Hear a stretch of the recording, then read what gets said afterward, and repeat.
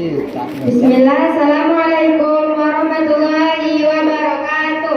Waalaikumsalam warahmatullahi wabarakatuh. Innal hamdalillah nahmaduhu wa nasta'inuhu wa nastaghfiruh wa na'udzu billahi min shururi anfusina wa min sayyiati a'malina.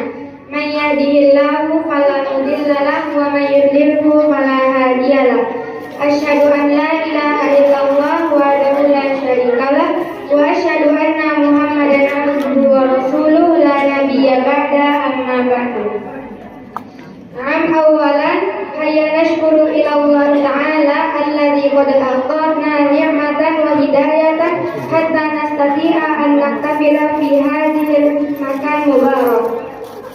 Baik, pertama-tama marilah kita panjatkan puji dan syukur atas kehadiran Allah Subhanahu wa taala yang mana dengan nikmatnya, dengan hidayahnya kita bisa berkumpul di tempat yang penuh berkah pada malam hari ini.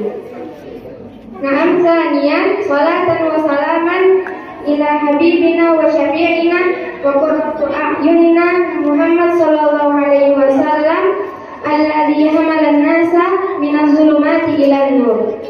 Kedua, salawat serta salam marilah kita berikan kepada Nabi besar Muhammad sallallahu alaihi wasallam yang telah membawa umat manusia dari zaman penuh kegelapan menuju zaman yang terang benderang dengan mengucapkan Allahumma shalli ala Muhammad wa ala ali Muhammad. Semoga kelak pada yaumul akhir kita mendapatkan syafaat dari baginda Rasulullah sallallahu alaihi wasallam. Amin amin ya rabbal alamin. Bapak-bapak, ibu-ibu, hadirin sekalian yang dirahmati Allah Subhanahu wa taala, tak terasa 6 hari lagi kita akan meninggalkan tarawih. Tak terasa 7 hari lagi insya Allah kita akan mendengarkan lantunan takbiran. Tak terasa 8 hari lagi mungkin ibu-ibu akan mengenakan baju baru. Dan baju baru Bu, tak terasa juga 8 hari lagi mungkin kue lebaran akan dimakan. Tak terasa 8 hari lagi mungkin uang baru juga dikeluarkan. Ya baiklah, tanpa memperpanjang, pada malam hari ini saya sendiri akan membawakan sedikit tausiah yang berjudul bagi yang nyata jangan pernah berhenti curhat kepada Allah. Jangan pernah berhenti curhat kepada Allah dengan berdoa. Baik bapak-bapak, ibu-ibu yang dirahmati Allah Subhanahu wa taala, seperti yang kita ketahui, semua manusia pasti punya suatu yang tidak diinginkan mungkin. Semua manusia pasti mempunyai masalah dalam hidupnya. Entah masalah keuangan, masalah kekeluargaan, masalah pendidikan, dan lain-lain. Pasti punya. Karena itu emang udah hakikatnya manusia mempunyai masalah. Manusia itu mempunyai beberapa cara untuk menyelesaikan masalahnya.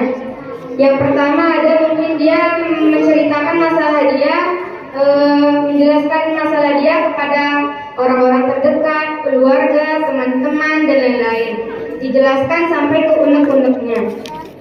Ada juga tipikal manusia yang dia bakal menceritakan masalah dia di media sosial.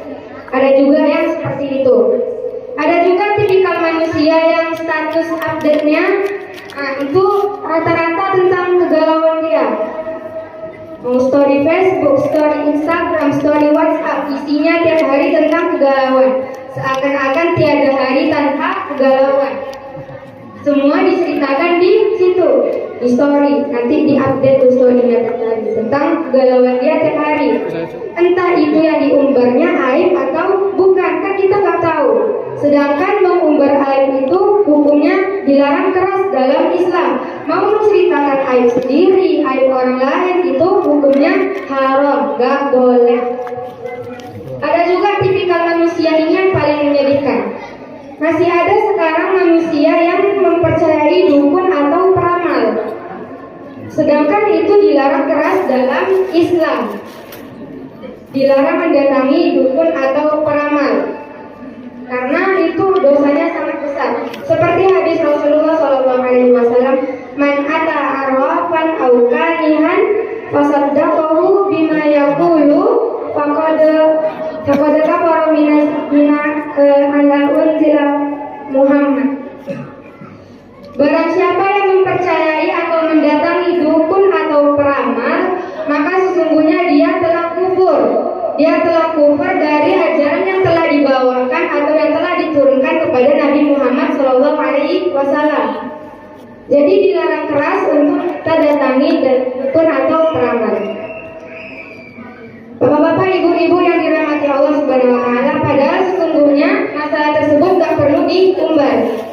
Gak perlu diumbar-umbar ke orang lain. Cukup kita ceritakan, cukup kita curhatkan semua masalah kita kepada Allah Subhanahu Wa Taala. Cukuplah manusia menunjukkan kelemahan dia hanya kepada Allah Subhanahu Wa Taala, bukan menyebarkan kelemahan dia kepada makhluk yang lemah juga. Sedangkan kita mempunyai zikir la haula wala quwata illa billah. Tiada daya dan kekuatan melainkan dari Allah Subhanahu Wa Taala. Kita sebagai manusia lemah cukup menceritakan kelemahan kita kepada Allah Subhanahu Wa Taala.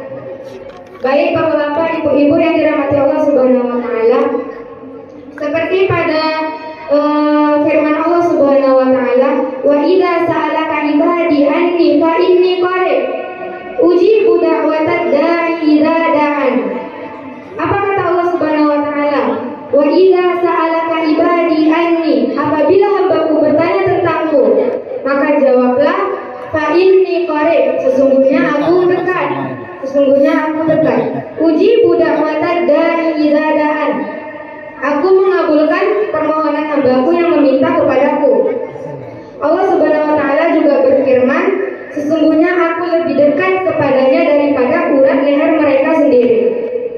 Jika kita tahu Allah saja sudah sedekat itu kepada kita, maka tak perlu lagi curhat kepada orang lain. Cukup curhat kepada Allah Subhanahu Wa Taala. Bapak-bapak, ibu-ibu yang dirahmati Allah, ada beberapa waktu yang afdal, yang utama untuk kita curhat kepada Allah Subhanahu Wa Taala. Yang pertama, pada sepertiga malam. Rasulullah bersabda, pada sepertiga malam Allah turun dari arsy-Nya menuju langit bumi. Maka di saat itu adalah waktu yang mustajab untuk kita berdoa kepada Allah, minta kepada Allah. Waktu yang kedua adalah setelah sholat fardu. Ada baiknya setiap sholat fardu kita gak langsung ninggalin tempat. Usahakan berzikir terlebih dahulu, lalu kita minta kepada Allah, curhatkan semuanya kepada Allah. Yang ketiga adalah pada hari Jumat. Seperti yang kita ketahui Bapak Ibu, hari Jumat adalah hari yang paling afdol pada umat Islam dari seluruh hari lainnya. Mau Senin, Selasa, Rabu, Kamis, Jumat, Sabtu, Minggu, yang afdol adalah hari Jumat. Makanya ada sholat Jumat atau yang kita sebut Jumat berkah. Yang keempat itu pada saat malam Lailatul Qadar. Sekarang sudah 10 hari terakhir bulan Ramadan. Pada saat itulah malam Lailatul Qadar ada.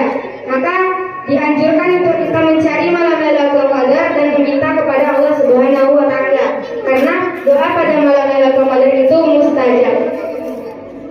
Yang terakhir adalah antara azan dan iqamah. Ketika la ilaha illallah, maka kita panjatkan tangan kita ke atas, berdoa kita doa setelah azan, lalu panjatkan doa-doa kita, berdoa kita kepada Allah, minta kepada Allah, insya Allah mustajab. Jadi itu adalah waktu-waktu yang afdol untuk kita memanjatkan doa. Ada beberapa tips agar doa dikabulkan oleh Allah Subhanahu Wa Taala. Yang pertama, hadap kiblat. Jika ingin berdoa, hadap kiblat. Dianjurkan untuk menghadap kiblat. Jangan kiblat ke sini, doanya ke sini. Karena yang afdol itu adalah menghadap kiblat. Yang kedua adalah pilih waktu-waktu yang afdol atau yang mustajab agar dikabulkannya doa seperti yang sudah dijelaskan tadi. Yang ketiga, berdoa dengan rasa penuh harap. Kita berharap kepada Allah agar dikabulkan doa tersebut.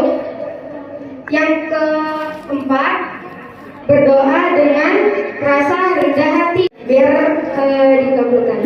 Yang keenam, itu tuh diawali dengan menyebut nama-nama dari Allah Subhanahu wa taala atau yang dikenal dengan Asmaul Husna. Misalnya kita ingin berdoa meminta ampunan kepada Allah Subhanahu wa taala. Ya Allah, ya Ghaffar. Ya Ghaffar artinya Maha Pengampun. Ampunilah hamba ya Allah. Jadi jika ingin berdoa ada baiknya diawali dengan menyebut nama-nama baik Allah Subhanahu wa taala. Dan yang terakhir kita harus yakin bahwa doa tersebut akan dikabulkan oleh Allah Subhanahu wa taala. Jangan pesimis, jangan kita merasa rendah diri, dikabulkan enggak ya? Jangan. Kita harus percaya bahwa Allah akan mengabulkan setiap permintaan hamba-hambanya. Dan bapak-bapak, ibu-ibu yang dirahmati Allah Subhanahu wa taala, pada bulan Ramadan ini marilah kita perbanyak amal kebaikan kita kepada Allah Subhanahu wa taala. Karena setiap amal kebaikan yang dilakukan pada bulan Ramadan ini pahalanya dilipat gandakan. Agama Islam itu simpel Bapak Ibu. Simpel, gampang. Pahalanya pun juga besar apalagi pada bulan Ramadan. Contohnya kita ingin sedekah tapi gak punya uang. Cukup kita tersenyum kepada orang, itu udah bernilai sedekah. Lewat orang kita senyumin. Jangan senyum-senyum sendiri, nanti orang ngiranya apa gitu. Jadi itulah alasan kita gak boleh melakukan perkara bid'ah. Cukup kita mengandalkan hadis dari Ummul Mukminin Aisyah radhiyallahu anha. Man amila amalan laisa alaihi amruna fahuwa raddun. Man amila amalan, barang siapa yang mengerjakan suatu amalan laisa alaihi amruna, bukan dari perintahku, bukan dari ajaranku, kata Nabi Muhammad, fahuwa raddun, maka amalan tersebut tertolak, jangankan dapat pahala, dapat dosa dia. Baiklah Bapak Ibu yang dirahmati Allah Subhanahu wa taala, marilah kita tingkatkan amal kita pada bulan Ramadan ini, terkhususnya sekarang sudah 10 hari terakhir Ramadan. Di antaranya ada malam Lailatul Qadar, semoga kita mendapatkannya. Amin amin ya rabbal alamin. Baiklah, mungkin cukup segini yang dapat saya sampaikan, kurang lebih mohon maaf.